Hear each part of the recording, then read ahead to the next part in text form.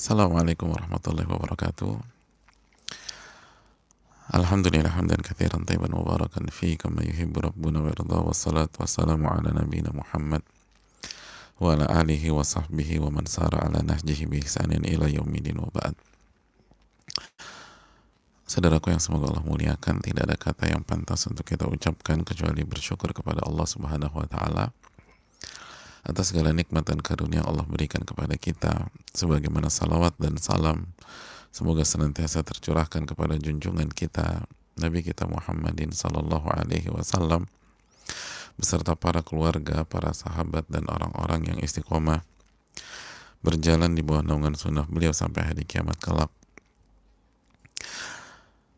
Saudaraku yang Allah muliakan, kita meminta kepada Allah Subhanahu wa taala ilmu yang bermanfaat dan kita berlindung kepada Allah Subhanahu wa taala dari ilmu yang tidak bermanfaat. Allahumma inna nas'aluka ilman nafi'an wa na'udzubika min ilmin la yanfa'.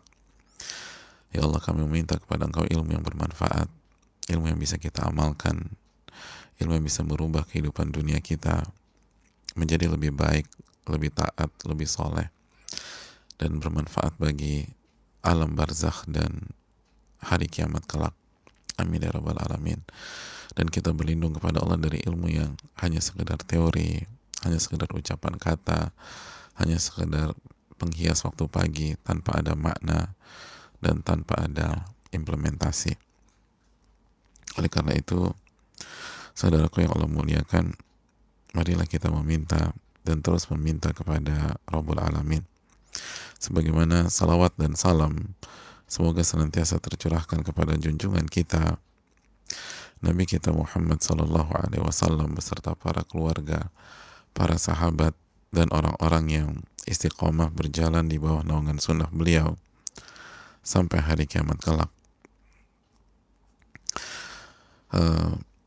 Saudaraku yang Allah muliakan, kita bersama dengan Riyadhus Shalihin, karya yang sangat fenomenal. Dan berbicara Riyadhus Shalihin, kita harus melihat walaupun hanya dengan selayang pandang kepada sosok yang ada di balik karya tersebut, sosok yang dipuji oleh para ulama, sosok yang sangat luar biasa, sosok yang bernama Al-Imam Yahya bin Sharaf bin Murri bin Hasan bin Hussein bin Muhammad Abu Zakaria, atau yang biasa dikenal dengan nama Al-Imam An-Nawawi, salah satu ulama kebanggaan mazhab Syafi'i, mazhab Syafi'iyah, dan seluruh ulama dari berbagai macam mazhab. Karena setelah taufik dari Allah Subhanahu wa taala, beliaulah yang ada di balik kitab Riyadhus Shalihin. Maka kita harus mempelajari sedikit rahasia-rahasia beliau. Bagaimana bisa seseorang dengan kehidupan yang sangat sederhana, sangat keras, sangat berat, tapi bisa diberkahi oleh Allah Subhanahu wa taala, bisa menghasilkan karya yang begitu luar biasa, karya yang diterima oleh umat bukan hanya di masanya, bukan hanya di masa anak dan cucunya, kalaupun beliau nggak punya anak dan cucu, tapi di masa anak dan cucunya. Tidak hanya itu, tapi generasi-generasi berikutnya, era-era berikutnya sampai hari ini, jutaan bahkan mungkin miliaran umat Islam secara total menikmati Riyadhus Shalihin. Jutaan orang menikmati Arba'in Nawawiyah. Jutaan orang mengamalkan zikir-zikir yang ada dalam kitab Al-Adhkar. Umat Islam dari berbagai macam pelosok itu memahami Sahih Muslim melalui kitab beliau Al-Minhaj, mempelajari fikih dari Rodatul Talibin, dan lain sebagainya. Oleh karena itu, saudaraku yang Allah muliakan, ini sosok gak boleh kita lewatkan. Kalau banyak orang terinspirasi dengan seorang sosok dunia yang memang punya karya atau prestasi di masanya, tapi sekarang sudah hilang, tidak ada legacy, tidak ada warisan untuk kita secara real, dan itu bisa menginspirasi banyak orang. Lalu bagaimana dengan Al-Imam An-Nawawi rahimahullahu ta'ala? Bagaimana dengan Al-Imam An-Nawawi rahimahullahu ta'ala?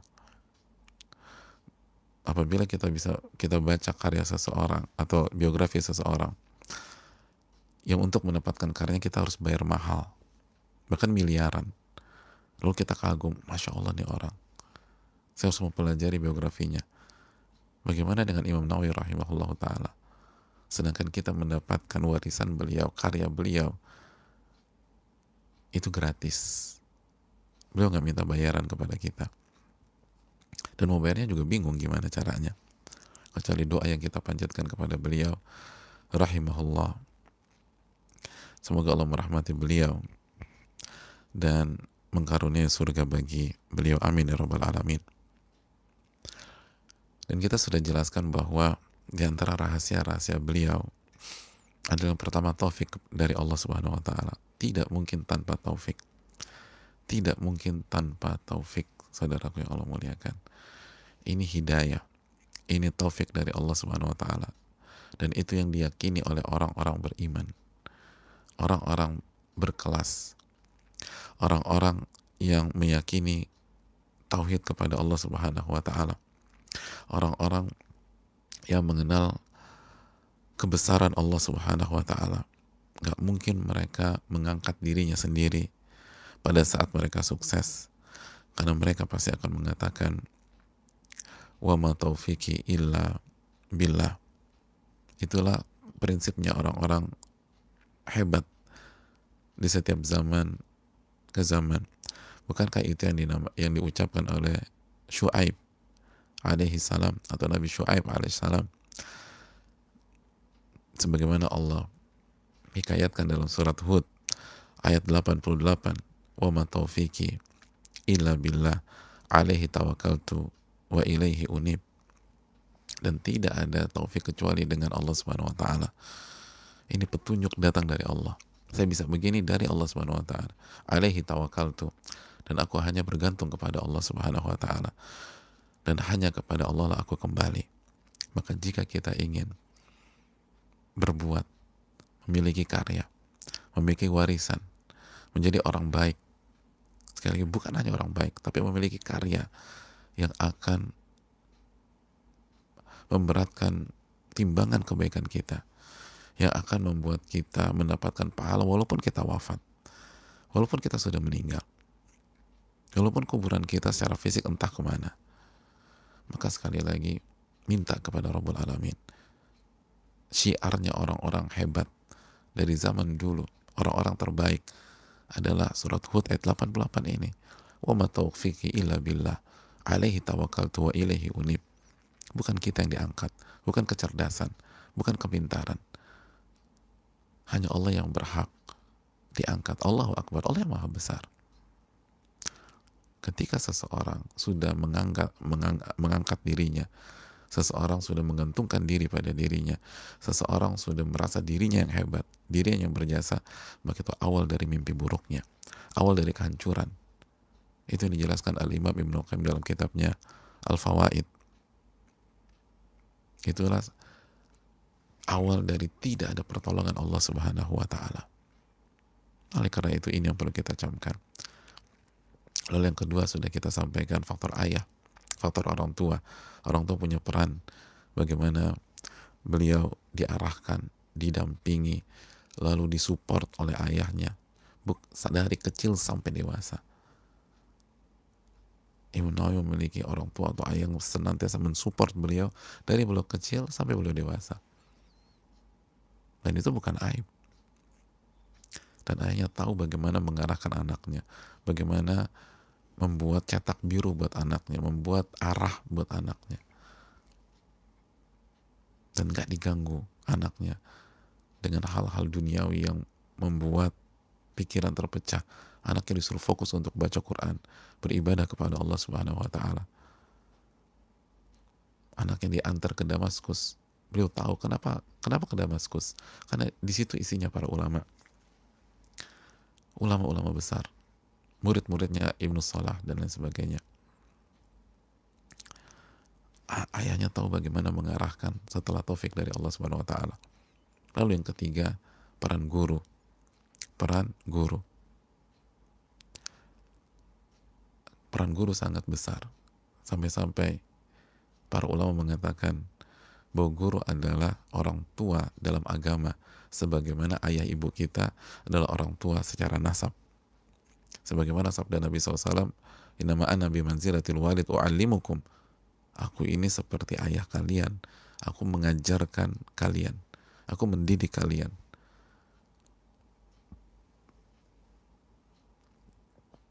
Dan kita harus berbakti kepada kedua belah pihak.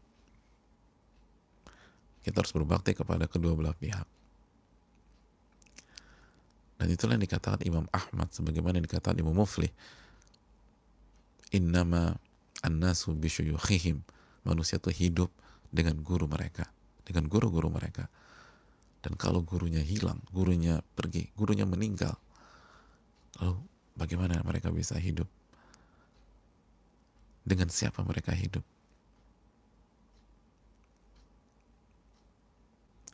Betul, Allah yang memberikan taufik.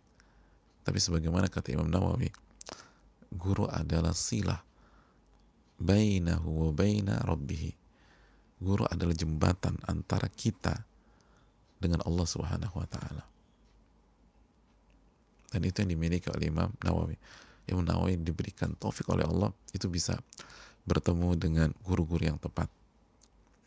Dan beliau bisa bersyukur. Betapa banyak orang diberikan taufik oleh Allah ke guru-guru yang bagus dan tepat, dia nggak bisa bersyukur kepada Allah. Akhirnya Allah cabut lagi. Karena kan itu konsepnya, la in syakartum la azidannakum wa la in kafartum inna adzabi lasyadid. Jika kalian bersyukur, aku tambah. Dan kalau kalian kufur, azabku sangat pedih. Lihat bagaimana Imam Nawawi mempersiapkan air wudhu buat gurunya, mempersiapkan air buat gurunya, sebagaimana kita sudah bahas, dan sangat beradab dan mulazamah kepada Al-Imam Al-Maghribi. Ditempel terus gurunya. Di mana ada gurunya, di situ ada beliau. Dan beliau berkhidmat, bukan numpang beken, bukan ngejilat dan seterusnya. Beliau berkhidmat, beliau melayani, beliau belajar, beliau banyak tanya dan seterusnya. Oleh karena itu, ini yang perlu kita camkan. Guru itu penting. Guru itu penting. Bukankah para sahabat jadi seperti itu karena berguru dengan Rasulullah Sallallahu Alaihi Wasallam? Bukankah Said bin Jubair bisa seperti itu karena berguru dengan Abdullah bin Abbas? Bukankah Al-Imam Masruq bisa seperti itu karena berguru dengan Aisyah radhiyallahu ta'ala? Bukankah Sa'id bin Musaib bisa seperti itu karena sekali gurunya Aisyah dan para sahabat Nabi radhiyallahu ta'ala? Bukankah Imam Syafi'i bisa seperti itu karena berguru dengan banyak ulama-ulama hebat seperti Imam Malik, seperti Muhammad bin Hasan Syaibani, dan banyak sekali guru-guru beliau. Bukankah Imam Ahmad bisa seperti itu karena berguru dengan Imam Syafi'i? Bukankah Imam Muzani bisa seperti itu karena berguru dengan Imam Asy-Syafi'i?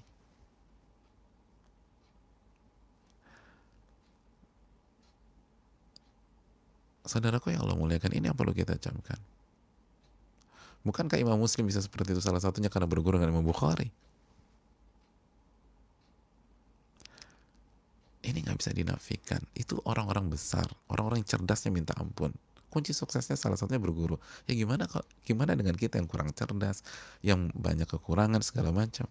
Lalu kita mau menghadapi ini sendiri. Dan berjuanglah, itu kunci sukses. Dan lihat, untuk bisa berguru dengan orang-orang hebat, itu dibawa ayahnya dari Nawa ke Damaskus. Jadi memang modal. Bukan cuma nunggu, susah sih. Imam Nawawi itu jalan dari Nawa ke Damaskus. Nawa, dan gak punya apa-apa. Gak punya, yang kasih rumahnya kan gurunya. Gak punya apa-apa. Dan Allah ketika beliau berjuang, Allah arahkan. Mulai dari Syekh Jamaluddin, lalu Syekh Tajuddin, lalu Syekh Kamaluddin. Sebagaimana sudah kita bahas kemarin. Satu-satu Allah buka karena berusaha. Ini penting saudaraku yang Allah muliakan. Harus ada effort, harus ada upaya. Karena berguru dengan orang-orang yang berkualitas, ya nggak mudah lah. Sama, para sahabat itu berguru dengan Nabi SAW di Mekah, taruhannya nyawa kan. Nyawa. Kan begitu bahasanya. Para sahabat berguru dengan Nabi SAW di kota Mekah, itu taruhannya nyawa. Sama para sahabat berguru dengan Nabi SAW di kota Madinah, taruhannya nyawa juga diserang. Kita tahu perang Uhud diserang. Perang Ahzab dikepung. Jadi sama di Mekah dan Madinah taruhannya nyawa. Ini kita lupakan. Pengen dapat yang berkualitas, nggak ada resiko. Ya susah mas. Itu para sahabat bisa demikian. Bilal tuh disiksa untuk bisa berguru dengan Nabi SAW. Disiksa kan.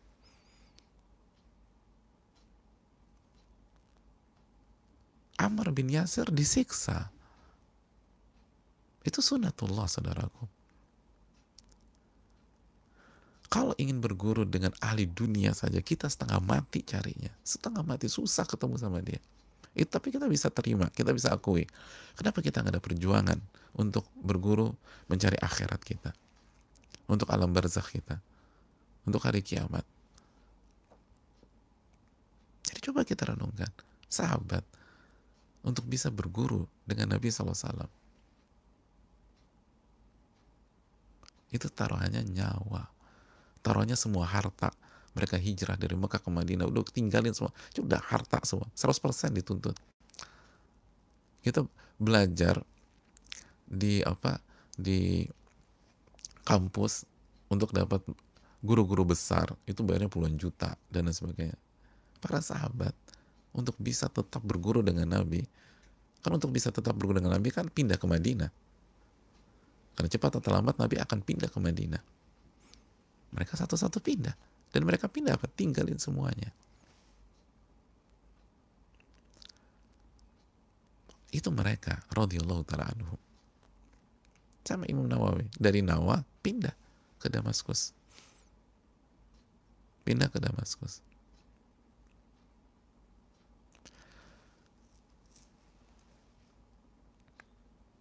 Itu yang perlu kita renungkan. Intinya berjuang. Mungkin kita nggak harus pindah, tapi berjuang. Berjuang. Lalu yang berikutnya adalah jaga waktu. Jaga waktu. Salah satu yang membuat Allah berkahi dan beliau punya karya segala macam itu, beliau jaga waktu. Beliau jaga waktu. Dan diriwayatkan beberapa ulama-ulama yang sebagaimana kita nukilkan, beliau sering begadang dan tidurnya sering di buku. Bahkan beliau sampaikan testimoni, khususnya ketika beliau di Rawahiyah, di Damaskus, itu selama 2 tahun full tidak merebahkan dirinya di atas kasur, tidak merebahkan dirinya di atas permukaan tanah. Kata Imam Adz-Dzahabi, selama itu beliau kalau tidur ketiduran. Kalau tidur ketiduran.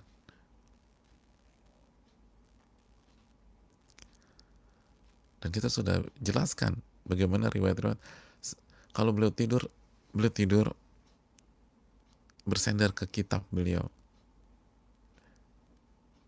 Dan itu nggak lama, bangun lagi, baca lagi. Dan dalam satu hari 12 kajian. Satu hari 12 kajian. Dan itu bukan hanya ngaji. Beda dengan kita. Kita hanya ngaji aja. Seminggu padat tuh, setiap hari ada kajian. Tapi hanya ngaji aja. Nggak diamalin. Nggak diimplementasikan. Ngaji di hari Rabu, pembahasan hari Selasa lupa. Ngaji di hari Kamis, pembahasan di hari Selasa Rabu lupa. Kalau beliau 12 kali sehari, itu dimurojaah lagi, diulang lagi, dicek lagi, dipelajari lagi, dibahas lagi, tanya sama guru lagi. Ini maksudnya apa saya nggak ngerti. Dan itu belum lagi waktu untuk ibadah, waktu untuk sholat. Beliau sangat kuat dalam mengerjakan sholat sunnah. waktu untuk puasa, waktu untuk amar ma'ruf nahi mungkar. Dan waktu-waktu tersebut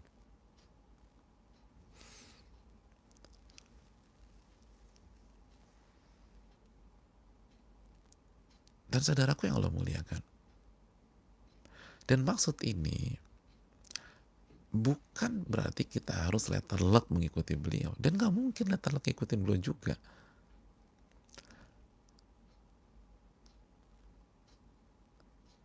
Kita mau 12 kali kajian sehari, terus gimana yang lain terbengkalai? Beda. Terus diamalin kan tuh 12 kali sehari? Intinya bukan di angka 12, beliau sudah sampai di angka 12. Adapun kita lihat dari sisi makna, bukan berarti nggak tidur, apalagi hari-hari ini.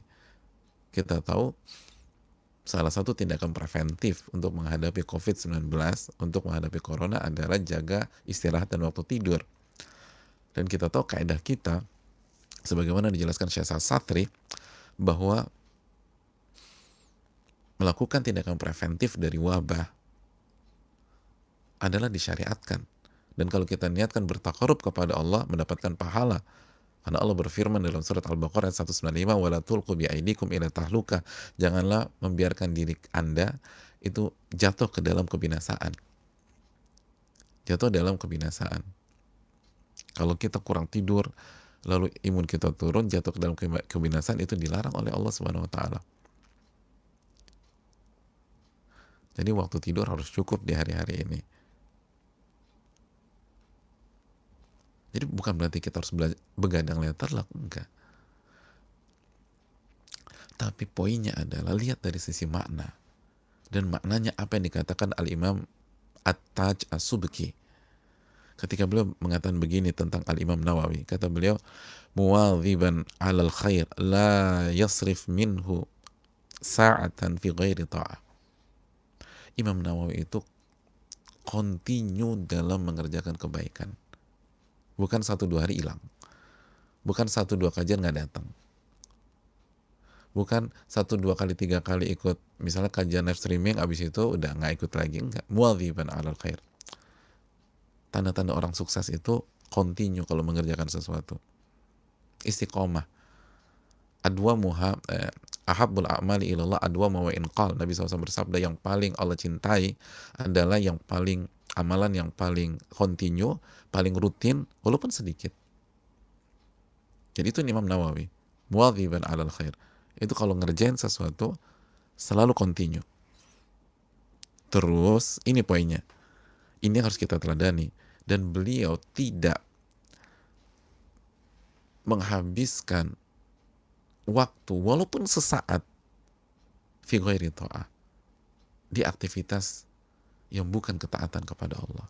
Itu yang harus kita perjuangkan. Beliau tidak menghabiskan waktu beliau walaupun sesaat, walaupun semenit, walaupun 30 detik. Itu bahasa hiperbolanya ya. Selalu di dalam hal yang tidak ada hubungannya dengan ketaatan. Hal maksiat atau hal mubah yang overdosis. Itu yang harus kita teladani. Semaksimal mungkin jangan buang-buang waktu. Semaksimal mungkin isi waktu dengan ketaatan. Apa aja. Apalagi hari-hari ini baca Quran, zikir. Sebagaimana para ulama menjelaskan Imam Nawawi, beliau membagi waktunya mayoritas habis buat ilmu. Lalu digunakan untuk ibadah-ibadah yang lain. Ada waktu untuk sholat, jelas waktu untuk puasa, waktu untuk zikir, waktu untuk baca Quran dengan tadabbur, waktu untuk amar ma'ruf nahi mungkar.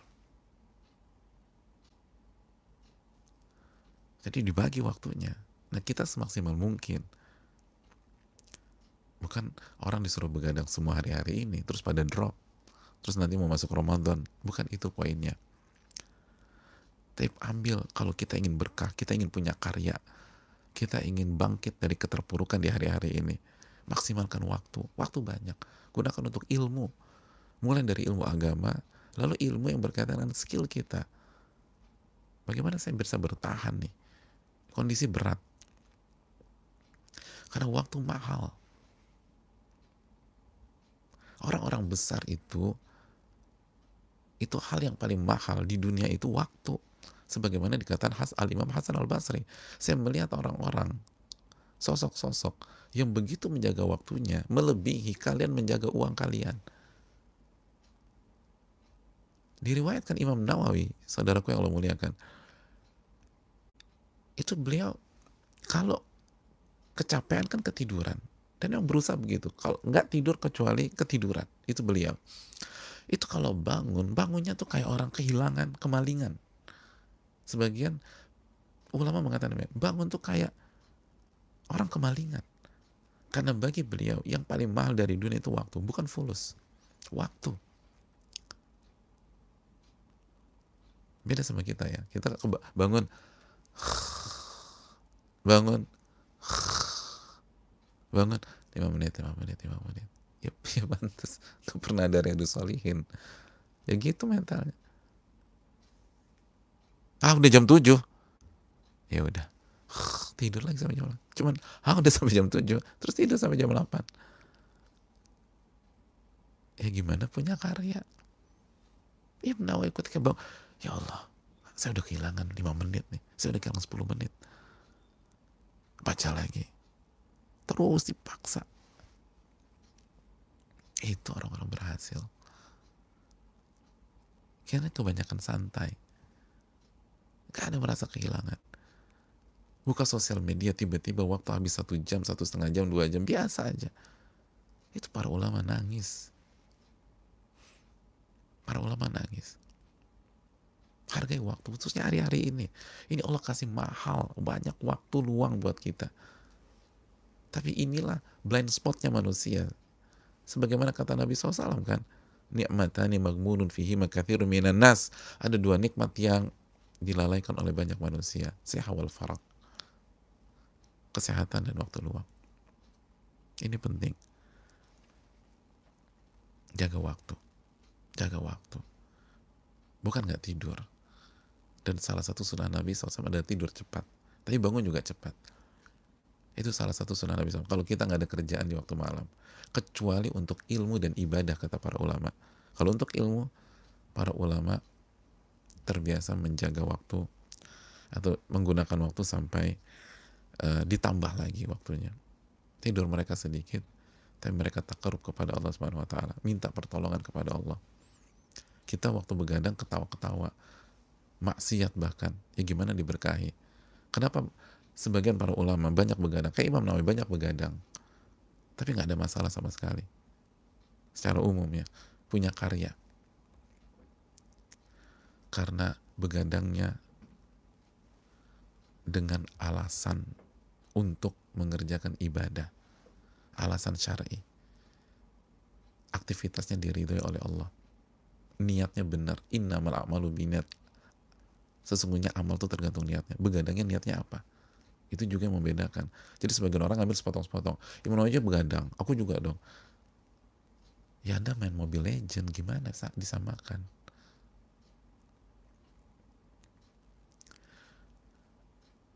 Kak tidur kak, iya ma nanti. Kak tidur, iya ma. Imam Nawawi itu begadang ma.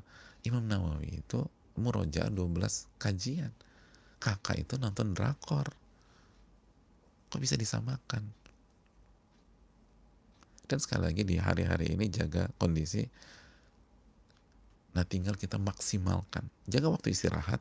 Nah di luar istirahat itu maksimalkan untuk ketaatan, nambah ilmu, dan seterusnya. Rahasia yang terakhir sebelum kita masuk kitab Riyadhus Shalihin,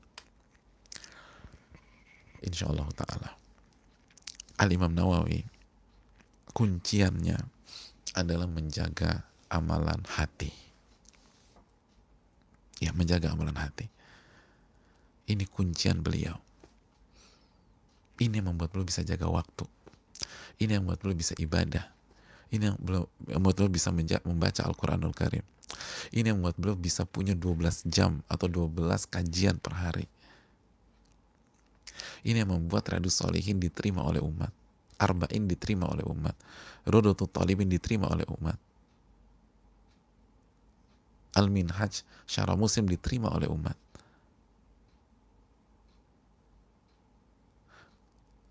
Dan kitab-kitab beliau diterima oleh umat. Itu beliau tuh luar biasa jaga hati. Apa kaitannya? Kaitannya jelas sabda Nabi SAW.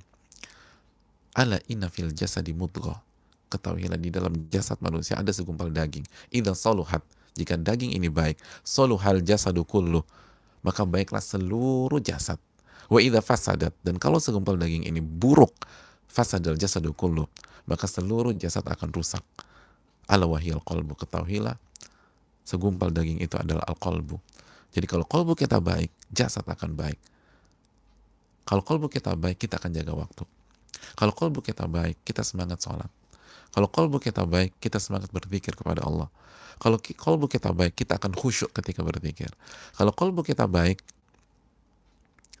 kita akan sabar menghadapi masalah-masalah kehidupan. Kalau qalbu kita baik, hari-hari ini bisa kita lewati insya Allah dengan kesabaran dan keridhaan. Semua tentang qalbu. Dan ini kunci sukses Al-Imam Nawawi rahimahullah. Ini kunci sukses.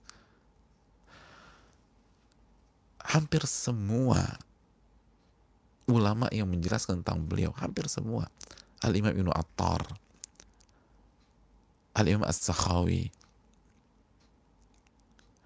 Al-Imam As-Suyuti, dan ulama-ulama yang lain, Al-Imam Al-Zahabi, Al-Imam Al-Yafi'i, Al-Imam Ibnu Farah, Al-Imam Al-Lakhmi, Muhammad bin Hasan, itu menekankan masalah ini. Ya Allah, hatinya subhanallah Imam Nawawi. Hatinya luar biasa. Dan benar-benar konsen dalam masalah hati. Bukan hanya hafalan. Bukan hanya kecerdasan.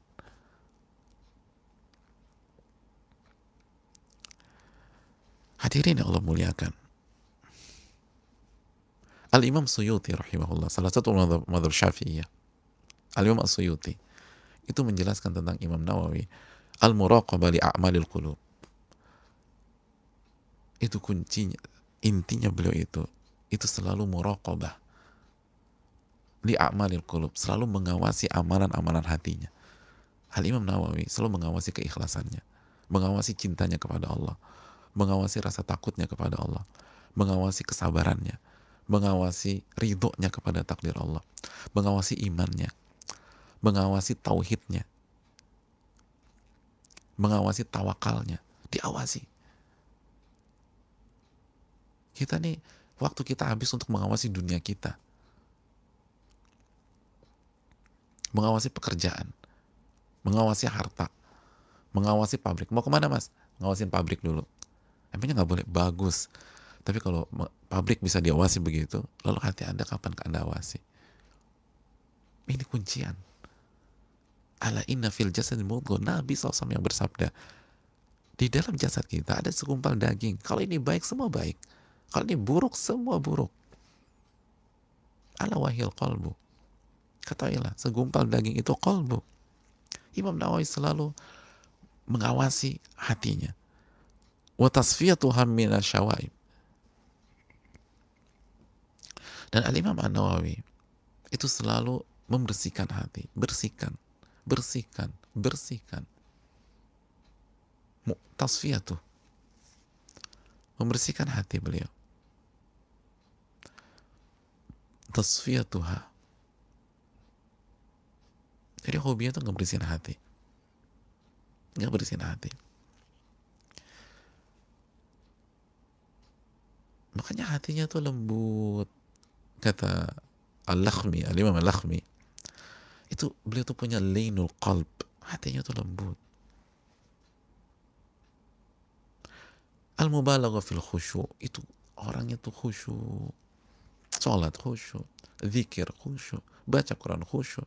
Kenapa aku tuh susah banget sih Ustadz khusyuk? Ya, pertanyaannya, seberapa lama kita mengawasi hati kita, dan seberapa sering kita menguasai hati kita, mengawasi hati kita.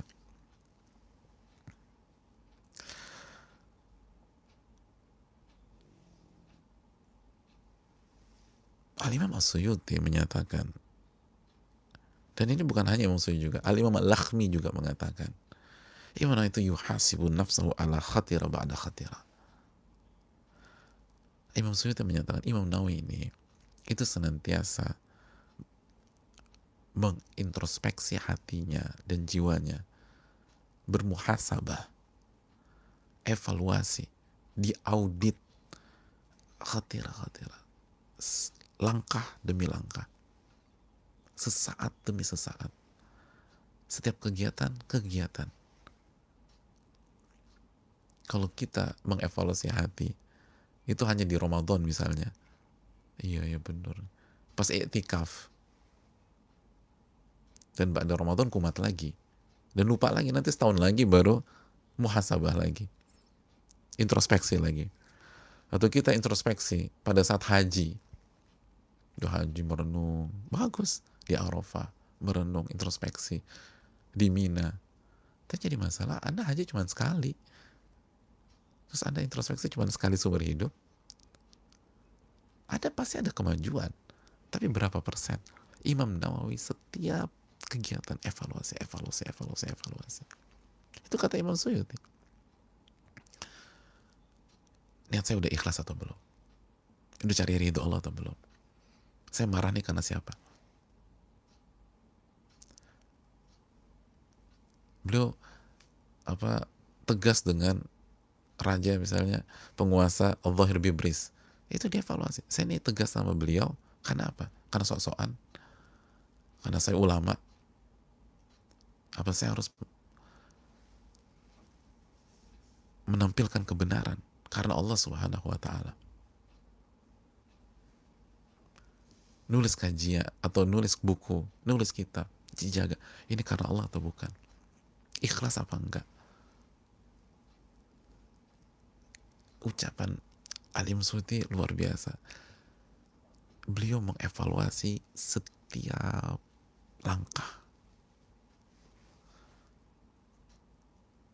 Kita aja kalau mengevaluasi diri kita, hati kita, setiap malam aja, itu luar biasa dampaknya dalam kehidupan.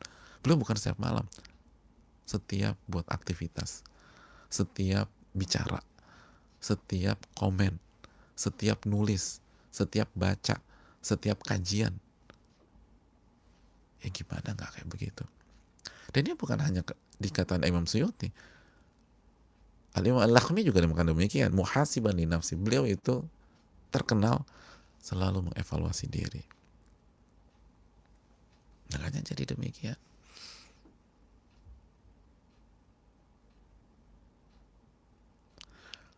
Dan lihat hobi beliau, kata Imam Az-Zahabi rahimahullah, salah satu mazhab Syafi'iyah juga, Az-Zahabi, kata beliau, dhammun nafs. Beliau itu kalau ada apa-apa langsung salahkan diri sendiri. Dhammun nafs. Mentalnya bukan nyalain orang. Mentalnya bukan nyalain orang secara negatif. Ya kalau orang salah, sampai salah. Tapi nggak berhenti sampai di sana. Ini dosa gue apa nih? Dosa aku apa? Khilaf aku apa? Maksiat aku apa? Dhammun nafas. Imam Zahabi mata demikian. Dhammun nafas.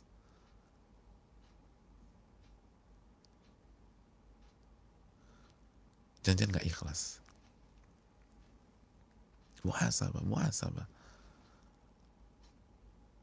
Dan kembali ke sini. Dhammun nafas, kata Imam Zahabi.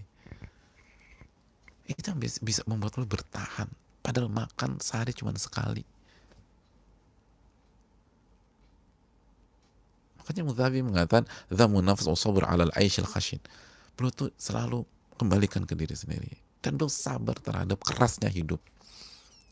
Kenapa itu tadi? Evaluasi diri. Tujuan saya apa sih? Kok bisa itu orang tuh secara rutin makan sehari sekali doang? Itu waktu malam. Kita nih habis kajian pagi gini lapar kita nih, subhanallah. Beliau makan di waktu malam. Karena kerasnya hidup. Dan diriwayatkan, makan daging sebulan sekali. Ya Allah, sebulan sekali. Banyak di antara kita hari ini kesulitan, tapi masih ada sarden, masih ada kornet, alhamdulillah. Beliau sebulan sekali makan daging. Kok bisa sabar?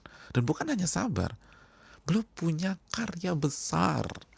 Jadi ini bukan tentang sebatas sabar kondisi susah, tapi di saat kondisi keras begitu, beliau justru produktif dan melahirkan karya-karya besar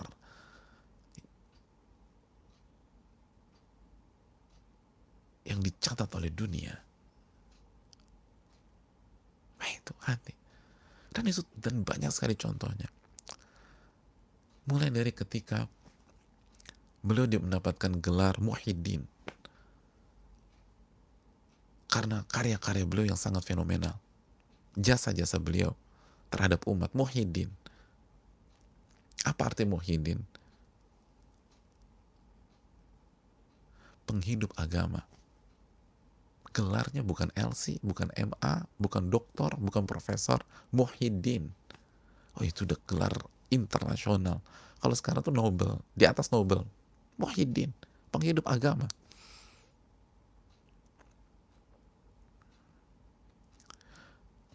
Gimana perasaan kita kalau kita dapat gelar LC misalnya, gelar MA, gelar doktor, gelar PhD. Kalau kita dapat penghargaan, bandingkan dengan Imam Nawawi. Ketika beliau tahu beliau mendapatkan gelar Muhyiddin, apa statement beliau? Beliau mengatakan, la aj'alu fi hillin man laqabani Muhyiddin. Aku nggak halalkan, aku nggak ridho orang yang memberikan gelar Muhyiddin kepada diriku. Allahu Akbar. Saya nggak ridho nih. Saya nggak halalkan, saya nggak terima orang yang kasih gelar Muhyiddin kepada aku.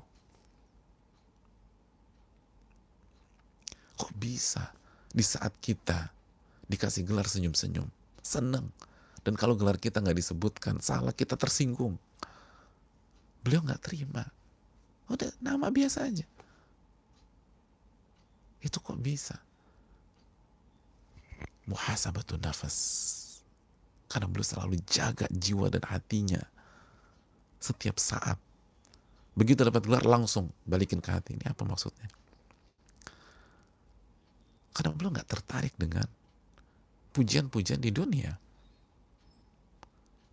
Ambisi beliau mencari ridha Allah Subhanahu wa Ta'ala.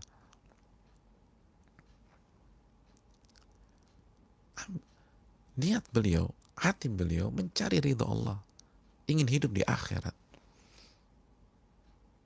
Sehingga ketika dipuji, bahkan dikasih gelar yang sangat mentereng, Muhyiddin. Ya Allah, LC mah lewat, saudaraku.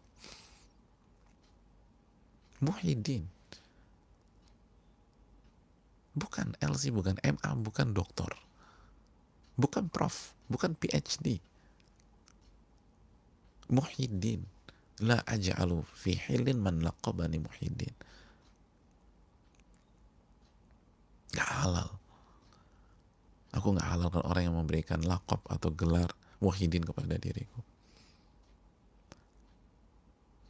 Karena beliau khawatir ini bisa menyerang keikhlasan. Beliau khawatir sombong. Kenapa beliau gak halal? Ini PR baru buat saya nih. Jaga keikhlasan tuh susah. Gak sombong tuh beratnya minta ampun. Gak pakai gelar aja susah, apalagi dikasih gelar kayak begini.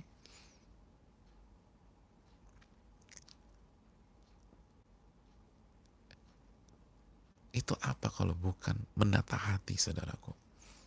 Dan saudaraku yang Allah muliakan, kita harus bijak kalau mendengar kalimat-kalimat seperti ini.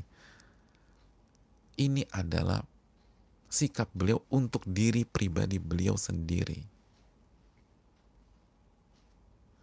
Sekali lagi, ini sikap beliau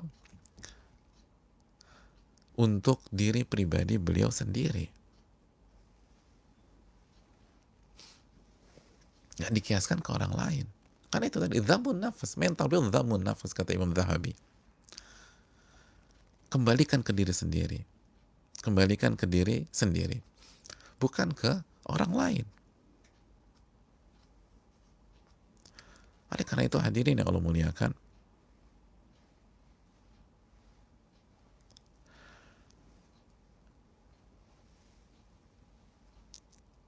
kenapa kita harus bijak? Mengapa kita harus bijak? Karena yang pertama,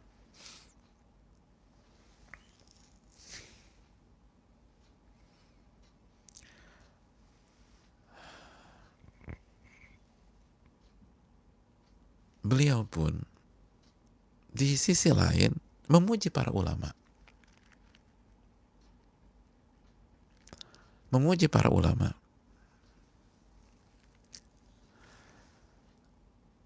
Dunia pasti tahu bagaimana pujian beliau kepada Ibnu Asakir dalam Tabaqatul Kubra. Beliau mengatakan tentang Al-Imam Ibnu Asakir, Imam Nawawi, hafidhus Syam, bal hafidhud dunia. Ini hafidnya dunia. Al-Imam mutlaqa. Al-Imam Ibnu Asakir ini imam mutlak, udah. Nggak ada pengecualian. Mutlak dari semua sisi imam, udah. At-thiqatu tsabat. Thiqah, terpercaya dan kokoh. Kan muji juga. Beliau memuji Al-Imam Ar-Rafi'i dalam Tabaqatul Kubra Subki. Kata beliau, minas salihin al-mutamakinin kanat lahu karamat kathira. Itu Imam Rafi'i, itu orang-orang soleh, kokoh, dan punya karomah yang banyak. Beliau puji juga. Jadi ini untuk diri beliau. Kita harus bijak. Ini sikap pribadi beliau untuk diri beliau. Kenapa? Karena faktor yang pertama, beliau juga muji ulama lain, dan mujinya tinggi. Al-Imam Mutlak tentang Ibnu Asakir. Terus yang kedua, yang muji beliau Muhyiddin ini ulama-ulama besar juga. Jadi jangan sampai kita underestimate sama, kita kagum sama Imam Nawawi, lalu kita jatuhkan ulama-ulama yang lain yang kasih gelar ke Muhyiddin kepada beliau. Dan ulama-ulama tersebut itu nggak ada maksud apapun kecuali untuk mengakui.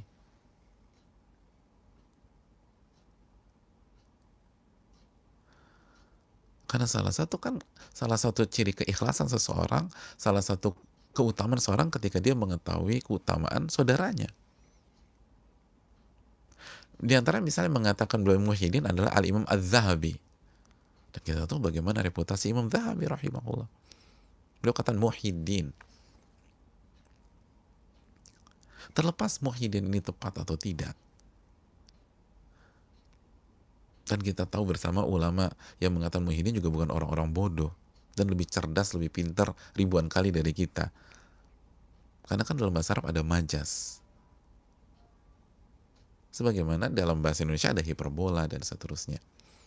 Intinya kita berhusnudzon kepada semua pihak dan ambil poinnya, saudaraku. Terapkan untuk diri kita. Terapkan untuk diri kita. Lihat bagaimana beliau gak suka dipuji, gak ingin disanjung, gak suka dikasih gelar, diangkat-angkat. Karena ini penting. Karena kita tahu misalnya guru-guru kita itu menggunakan gelar beliau atau menggunakan gelar mereka. Lalu setelah belajar biografi Imam Nawawi langsung kita nyinyirin mereka. Oh, sabar. Jangan gunakan ini, tembakkan ke orang lain. Sekali lagi, bijaklah dalam belajar. Husnudzon sama orang, baik sangka. Ini yang diambil poinnya, dhammun nafsi. Beliau tuh kembalikan ke diri beliau. Guru-guru kita punya pertimbangan. Semoga Allah jaga keikhlasan mereka untuk dakwah, untuk meyakinkan orang. Akhirnya beliau mereka menggunakan dan seterusnya. Atau misalnya orang yang menyematkan, beliau nggak ngerti apa-apa. Orang yang menyematkan, beliau nggak tahu. Atau kalau beliau tahu, ada tujuan utama atau ujian masalah lebih besar. Jangan punya mental nembakin orang ketika belajar. Itu yang diwanti-wanti Imam Malik, kuntu ata'allamu li nafsi. Aku ini belajar untuk diriku sendiri. Aku mau berubah dulu. Kita ini PR banyak. Kita PR banyak. Ini yang perlu kita camkan bersama-sama.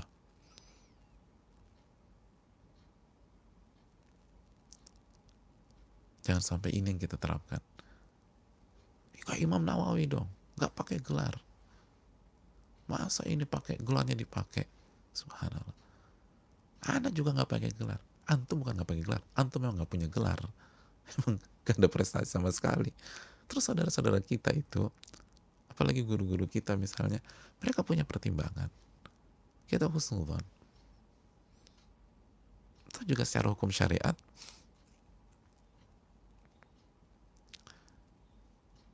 insya Allah tidak haram. Walaupun ada sebagian satu dua ulama yang memberikan catatan seperti Syekh Bakar Abu Zaid, tapi sekali lagi secara umum, dan masyayikh juga menggunakan hal demikian.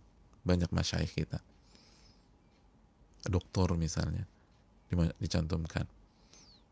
Jadi sekali lagi, ini sikap pribadi beliau untuk diri beliau sendiri, dan terapkan untuk diri kita. Dan ini luar biasa, saudaraku. La ajalu fihi liman laqabani muhidin. Dan insya Allah, yang sikap pribadi dan ulama yang ingin memberikan kedudukan pada beliau, semuanya berusaha untuk mengamalkan dalil. Dan Allah sebijak-bijaknya pemutus pada hari kiamat, insya Allah ta'ala. Dan Allah tahu apa di dalam hati setiap hambanya. Wallahu ta'ala alam bisawab. Dan masih banyak lagi, saudaraku. Al-Imam Al-Lakhmi, terakhir Al-Imam Al-Lakhmi itu menjelaskan bagaimana beliau memiliki hati yang luar biasa. Kata beliau, kata Imam Al-Lakhmi, idza adahu ahadun yaqulu lahu ya mubarakal hal. Beliau ini kalau disakiti oleh orang, Imam Nawawi kalau disakiti sama orang, dia akan katakan ke orang tersebut, ya mubarakal hal, wahai orang yang kondisinya diberkahi. Allahu Akbar. Jadi disakitin sama orang, mungkin ditipu, dicela, dan seterusnya. Ya mubarakal hal, wahai yang kondisinya diberkahi. Karena beliau yakin bahwa ini dari ahkamul hakimin, pasti ada kebaikan. Mungkin memang kalimatnya pedih, tajam, kasar, mainnya kasar nih orang. Tapi bukankah kalau kita sikapiran bijak, pasti ada keberkahan di sana? Pasti ada keberkahan di sana. Jadi nggak heran, saudaraku, kok Riyadhus Shalihin itu bisa seperti ini. Riyadhus Shalihin bisa kayak gini. Itu bukan marketingnya yang jago, bukan. Ini yang perlu kita camkan, bukan marketing. Bukan iklan yang hebat, tapi hati Imam Nawawi yang luar biasa. Kok bisa dijelek-jelekan, dicaci, dimaki? Ya mubarakal hal. Subhanallah. Ya mubarakal hal. Hatinya bersih. Gak ada hasad sama orang. Itu yang kita lihat. Nahsabu kadzalik wallahu hasibu wala nuzaki Allah lihat. Tapi kita yang kita lihat. Dan ini bukan satu contoh. Insya Allah kita akan sebutkan beberapa contoh di tengah-tengah kita belajar Riyadhus Shalihin. Ada banyak contoh tentang cerita beliau yang ajib-ajib, artinya ajaib-ajaib. Kok bisa ada orang kayak begini? Itu hatinya terbuat dari apa? Antum dilabrak orang, ya mubarakal hal. Tenang dulu pak, yang semoga Allah berkahi. Waduh enak. Pakai mata ya? Iya pak, semoga Allah berkahi ya bapak. Orang sakit kali ya, bingung orang. Dasar loh, dicaci maki. Iya mas, semoga Allah berkahi. Semoga hari-hari mas berkah. Iya mubarakal hal. Semoga Allah berkahi kondisi engkau. Ini dicaci maki gitu, subhanallah, disakitin. Makanya nggak heran itu penguasa dikritik sama Imam Nawawi itu diam. Padahal makanya kata Al-Zahir Bibris, kan Al-Zahir Bibris dinasihatin sama Imam Nawawi, disuruh tanda tangan nggak, diminta, disuruh apa, disuruh kasih fatwa yang mendukung Zahir, nggak mau Imam Nawawi, nggak mau, malah suruh bertakwa dan seterusnya. Itu Zahir Bibris mengatakan, ini ulama siapa sih? Tolong pecat nih ulama, jangan kasih upah dan gajinya lagi. Itu stafnya Bibris bingung, Pak, dia bukan pegawai Pak. Oh bukan pegawai, ya udah nggak usah kasih upah. Dia nggak pernah makan upah, dia nggak punya gaji. Oh gitu ya, nggak bisa diapa-apain, subhanallah. Dan santai aja, katanya bersih.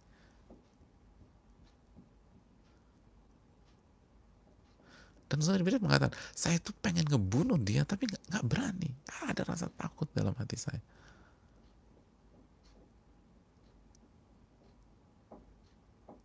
Wibawanya tinggi beliau itu. Kenapa? Hatinya baik. Makanya dicaci maki orang, semoga Allah kasih keberkahan. Dikasih Muhyiddin, la aja'alu fi hilin man laqabani Muhyiddin. Ini yang perlu kita renungkan, saudaraku. Jadi sekali lagi, kalau ingin punya karya, bukan hanya bertahan di hari-hari ini, berkah di hari-hari ini, punya karya di hari-hari ini, bisa berperan besar dalam kehidupan kita. Fokuskan ke hati kita. Evaluasi hati kita.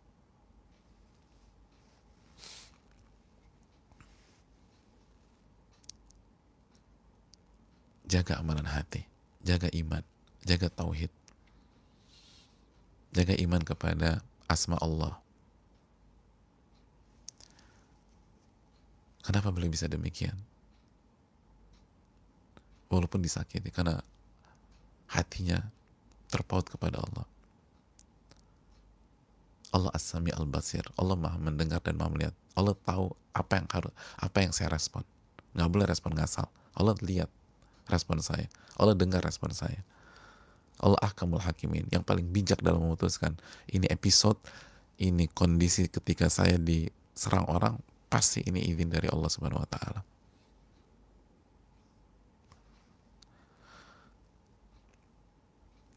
Dan kita ini masih jauh, sama, termasuk yang bicara.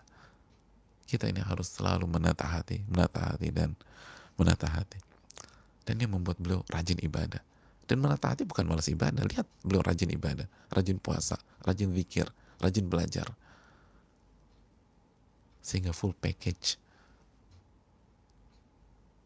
Beliau paket komplit. Makanya ulama kamulah untuk standar manusia sempurna. Dan sempurna bukan berarti nggak ada kekeliruan, kesalahan, nggak ada kekhilafan. Semua orang pasti ada kekhilafan. Semua ulama besar pasti ada khilafan. Tapi bagaimana merespon kekhilafan, bagaimana terjatuh dalam kekhilafan dan seterusnya, perfect. Ini bisa disampaikan, dan insyaallah ta'ala di pertemuan berikutnya kita akan mulai masuk dan berinteraksi dengan karya beliau, Riyadhus Shalihin, dengan izin dan taufik dari Allah Subhanahu wa Ta'ala. Semoga kunci-kunci keberkahan beliau bisa ditadaburi dan direnungkan, agar kita tidak hanya menikmati karyanya, tapi kita tahu rahasia di balik itu semua. Makanya nggak heran bagaimana Allah membuat hati manusia terpaut terus ke Riyadhus Shalihin, karena sosok beliau, subhanallah, hatinya bersihnya luar biasa. Dan itu karena beliau muhasabah, selalu introspeksi, selalu membersihkan di setiap langkah dan kehidupan beliau. Ini bisa disampaikan. Semoga kita, saya, dan saudara kita semua bisa meneladani apa yang kita sampaikan dan apa yang kita dengar. Subhanakallahumma wa bihamdika, la ilaha illa anta, astaghfiruka wa atubu ilaik. Assalamualaikum warahmatullahi wabarakatuh.